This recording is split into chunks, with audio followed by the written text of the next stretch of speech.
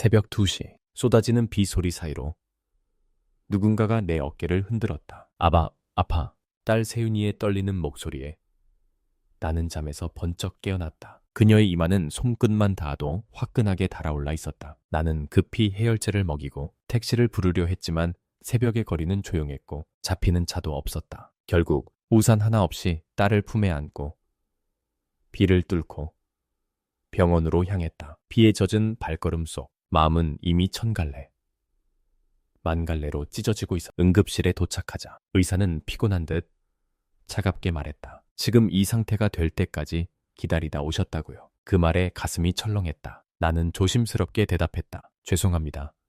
최대한 빨리 왔습니다.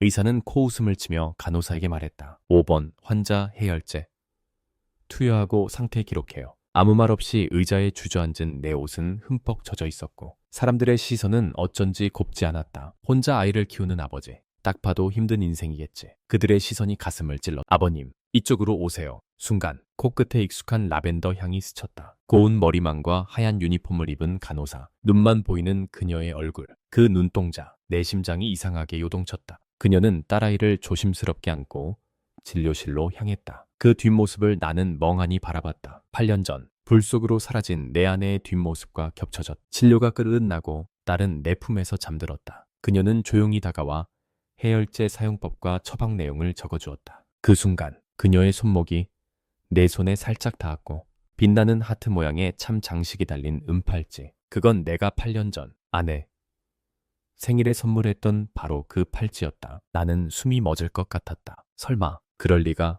그때 딸이 눈을 비비며 말했다. 아빠, 그 간호사 아줌마 엄마랑 똑같은 향기야. 나는 얼어붙은 채로 비가 내리는 병원 출구 앞에서 무언가가 시작되려는 예감을. 진료를 마치고 병원 복도에 서 있던 그는 딸을 품에 안고 멍하니 벽을 바라보고 있었다. 그때 그녀가 다시 나타났다. 아버님, 아이 상태 괜찮으세요? 그 목소리, 그 눈빛, 그 손끝의 떨림, 그녀의 손목에 달린 하트 모양의 은팔찌. 8년 전 아내 생일에 선물했던 그것이었다. 그는 참을 수 없이 물었다.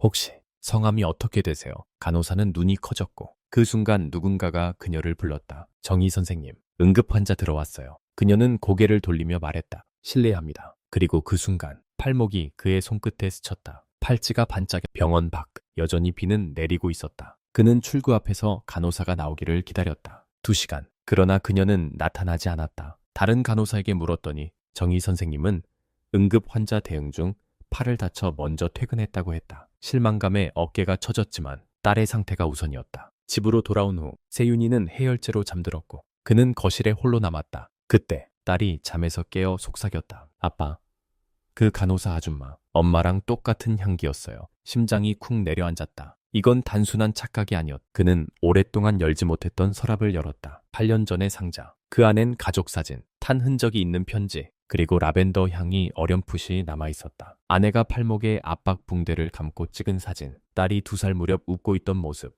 그날 그녀는 집에서 쉬고 있었고 그는 야간 근무 중이었다. 화재 몇 시간 전 그녀가 보낸 마지막 문자 한 줄. 세윤이 잘 부탁해. 그저 평범한 부탁처럼 보였지만 지금 다시 읽으니 무언가를 암시하는 듯한 기분이었다. 그는 다음 날 아침 딸을 학교에 데려다준 후 병원으로 향했다. 그곳에서 오랜 소방관 동료였던 박성민을 만났다. 이제는 병원 안전관리팀 책임자가 되어 있었다. 정희라는 간호사에 대해 알고 싶어. 그는 조심스럽게 말했다. 박성민은 약간 당황한 표정을 짓더니 천천히 털어놓았다. 그 사람 특이한 케이스야. 신원 정보가 거의 없고 6년 전 복지재단을 통해 들어왔어. 처음엔 말도 거의 못했고 기억상실 판정을 받았지. 그의 손이 떨리기 시작했다. 그럼 정말 그럴 가능성이 있는 거야. 박성민은 조심스레 고개를 끄덕였다. 직접 확인하는 게 가장 확실하겠지. 박성민은 화재 당시를 기억해냈다. 3구 1호에서 불길이 시작됐지만 시신은 복도 쪽에서 발견됐어. 그때는 대피 중 넘어졌다고 생각했는데 지금 생각하면 이상해. 그 시신의 신원은 확인되지 않았다. 휴대폰 케이스와 카드 조각이 아내의 것이었기에 그냥 믿었을 뿐. 그러나 그 누구도 시신을 직접 확인한 사람은 없었다. 심장이 미친 듯이 뛰기 시작했다. 그 시신은 아내가 아닐 수도 있어. 병원을 나서던 그는 경비실 앞에서 담배를 피우는 노인을 만났다. 화재 당시의 기억을 묻자 노인은 고개를 끄덕였다. 그날 응급실에 실려온 여자 얼굴은 부어 있었고 지문도 안 찍혔지. 그녀는 기억도 없고 이름도 몰랐어. 그래서 무용호자로 분류됐고 복지재단으로 넘겨졌지. 그의 손이 얼어붙었다. 그게 정이었던 걸까요? 노인은 조용히 고개를 끄덕였다. 그럴 가능성이 높지. 이름도 과거도 잃어버린 채 그 여자는 다시 살아가고 있었던 것이다. 그는 확신했다. 정희, 아니 수연. 그녀는 살아있고 바로 앞에 있다. 그리고 내일 진실을 직접 수연은 병원에 휴직계를 냈다. 오래된 병원 기숙사, 침대 하나에 책 몇 권뿐인 원룸. 하지만 그 안에 세 사람이 함께 있었다. 엄마, 이건 제가 학교에서 그린 거예요. 세윤이는 매일 방과 후 찾아와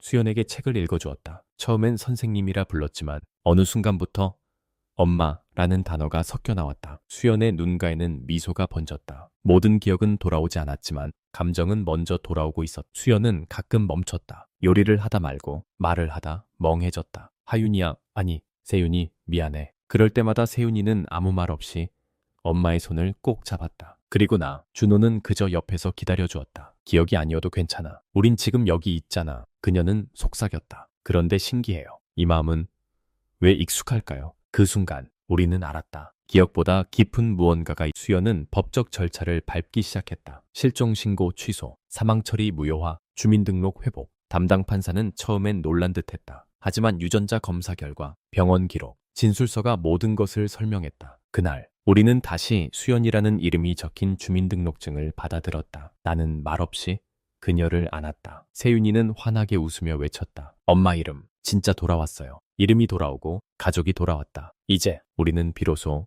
함께 미래를 말할 수 우리는 문구점을 접고 해변가 작은 마을로 이사했다. 그곳에서 작은 카페를 열었다. 이름은 카페 수연과 수경. 벽에는 세윤이의 그림들이 걸렸고 창가에는 라벤더 꽃병과 수연이 좋아했던 책들이 놓여 있었다. 가끔 손님이 묻는다. 이 카페 이름 두 사람은 누구예요? 나는 대답한다. 한 사람은 제 아내, 한 사람은 그녀를 대신해 세상에 남겨진 이름이에요. 기억은 증거다. 누군가의 삶이 존재했음을 말해주는. 수연은 아직도 가끔 혼란스러워했지만 그 곁에는 이제 손을 잡아줄 가족이 있었다. 기억이 완벽하지 않아도 괜찮았다. 우리에게는 지금 이 순간을 기억할 눈과 마음이 있어. 햇살 좋은 봄날 아침, 수연은 처음으로 세윤이의 손을 잡고 학교에 함께 갔다. 학교 앞에서 선생님이 아이들을 맞이하며 인사했다. 안녕하세요, 세윤이 어머니. 그 한마디에 수연은 멈칫했다. 네, 저 맞아요. 목소리가 살짝 떨렸지만 그녀는 분명히 말했다. 세윤이 엄마예요. 준호는 멀리서 그들을 바라보며 조용히 미소 지었다. 그녀의 발걸음이 조금 더 단단해졌음을 느꼈다. 카페의 한쪽 구석, 수연은 조용히 붓을 들고 있었다. 기억은 아직 흐릿했지만 손이 기억하고 있었다. 라벤더를 그렸고 바다를 그렸고 세윤이를 그렸다. 준호는 그 그림을 액자에 넣고 카페 벽 한가운데 걸었다. 이건 엄마가 직접 그린 거야. 세윤이는 눈을 반짝이며 물었다. 수연은 조용히 고개를 끄덕였다. 조금씩 돌아오고 있어. 그녀의 눈에는 처음으로 확신이 자리 잡기 시작해. 카페 외벽 한켠 새 간판이 달렸다. 카페 수연 앤 수경. 그 아래 작은 문구가 적혀 있었다. 기억은 누군가의 삶을 증명합니다. 손님들이 물을 때마다 수연은 이야기했다. 수경은 제 친구예요. 제가 돌아올 수 있게 만든 사람이죠. 그리고 그녀는 수익 일부를 화재 피해자 기금에 기부하기 시작했다. 그녀가 찾은 새로운 삶의 이유는 단지 회복이 아니라 다른 이의 상처까지 보듬는 것이었다. 어느 날 오후 카페는 손님으로 붐볐다. 세윤이는 주방에서 물컵을 옮기다가 넘어질 뻔했다. 그 순간 수연이 본능처럼 달려가 아이를 감쌌다. 괜찮아. 다친 데 없어. 아이를 감싸 안고 떨리는 목소리. 세윤이는 웃으며 말했다. 엄마, 나 이제 강해졌어. 그날 밤 수연은 말했다. 이젠 무섭지 않아요. 잃는 것보다 지키는 게 더 중요하니까. 그녀는 이제 과거에서 도망치지 않았다. 현재를 살고 있었다. 기회란 특별한 순간이 아니라 매일매일 우리 앞에 있는 평범한 시간 속에서 만들어진다는 것. 그리고 그 기회를 붙잡는 용기는 가족의 손을 놓지 않는 데서 시작된다는 것. 어느 날 학교에서 연락이 왔다. 세윤이가 반 친구와 다투고 선생님 앞에서 울었다고 했다. 걱정이 되어 달려간 교무실에서 세윤이는 이렇게 말했다. 저는 그냥 친구가 엄마만 없다고 놀려서. 근데 이제 엄마가 있으니까 아니라고 말했어요. 그녀는 당당했다. 울고 있었지만 처음으로 자기 감정을 솔직하게 드러냈다. 수연은 눈물을 삼키며 세윤을 안았다. 그래, 너는 혼자가 아니야. 그녀의 목소리는 예전보다 한결. 준호는 오랜만에 소방서 동료들과 술자리를 가졌다. 한 동료가 물었다. 요즘 너 표정이 달라졌더라. 무슨 일 있어? 그는 잠시 웃었다. 응, 내 사람이 돌아왔어. 그리고 한참 후 사실은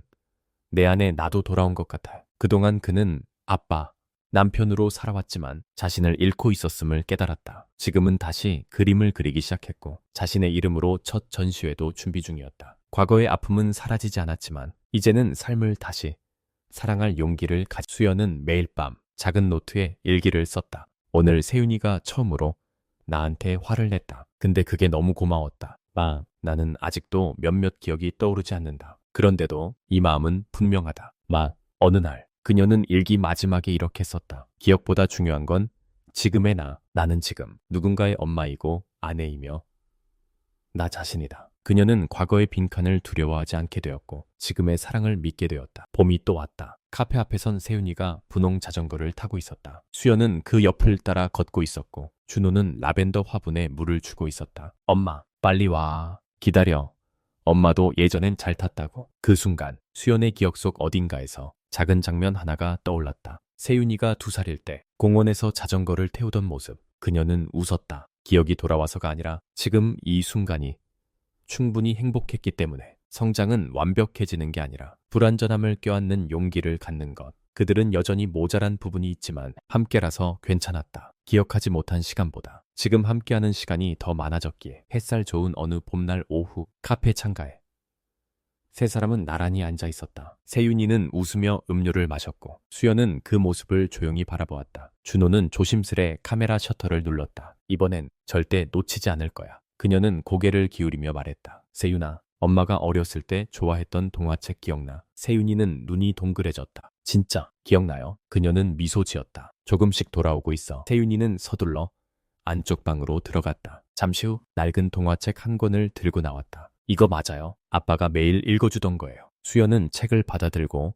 첫 페이지를 넘겼다. 그리고 순간 눈물이 뚝뚝 떨어졌다. 첫 장에는 그녀의 필체로 이렇게 적혀 있었다. 우리 세윤이에게 사랑하는 엄마가. 그녀는 조용히 딸의 머리를 쓰다듬었다. 세윤이는 엄마의 어깨에 기대었다. 그 순간 시간은 8년 전으로 되돌아간 듯했다. 아무도 말하지 않았지만 우리 셋은 똑같이 느끼고 있었다. 그녀는 조용히 말했다. 돌아온 게 아니에요. 사실 전 한 번도 떠난 적 없었어요. 그 말에 세 사람은 조용히 울었다. 준호는 손을 꼭 잡았다. 세윤이는 엄마를 안았다. 시간은 지나갔지만 그녀의 온기는 변하지 않았다. 그녀가 돌아오지 않았다면 지금 이 따뜻함은 없었을 것이다. 그 말은 단지 기억의 귀환이 아니라 사랑이 이어져 있었음을 증명한 문장이었다. 봄비가 내리기 시작했다. 창밖으로 떨어지는 빗방울은 조용했지만 깊었다. 세윤이는 엄마의 손을 잡고 아빠는 엄마의 반대편 손을 꼭 쥐었다. 세 사람은 창밖을 바라보았다. 그날도 비가 왔었지. 응. 근데 이번엔 우리 셋이 함께 있어. 그날 병원에서 만났던 순간도 비가 내렸었다. 그날 그녀를 잃었다고 믿었던 날도. 그리고 오늘 같은 비 아래 우리는 함께였다. 수연은 속삭였다. 이번엔 절대 혼자 두지 않을게. 준호도 대답했다. 나도 절대. 비는 계속 내렸지만 카페 수영과 수경은 그날도 따뜻했다. 사랑은 기억 속에만 머무는 것이 아니라 매일같이 살아 숨쉬는 현재 속에 존재한다. 그리고 우리 셋은 기억하지 못했던 시간보다 함께할 시간들이 훨씬 더 많다는 걸 믿게. 기억은 사라질 수 있어도 사랑은 남는다. 이야기는 우리에게 말한다. 사랑하는 사람을 잃었다고 느낄 때에도 우리가 끝내 포기하지 않고 손을 내민다면 그 사랑은 언제든 다시 피어난다는 것을. 누군가를 오랫동안 그리워하고 있다면 그 감정을 외면하지 마세요. 기억이 없더라도 마음은 길을 잃지 않습니다. 언제든 용기 내어 찾아가 보세요. 당신의 사랑이 누군가의 삶을 되돌릴 수 있습니다.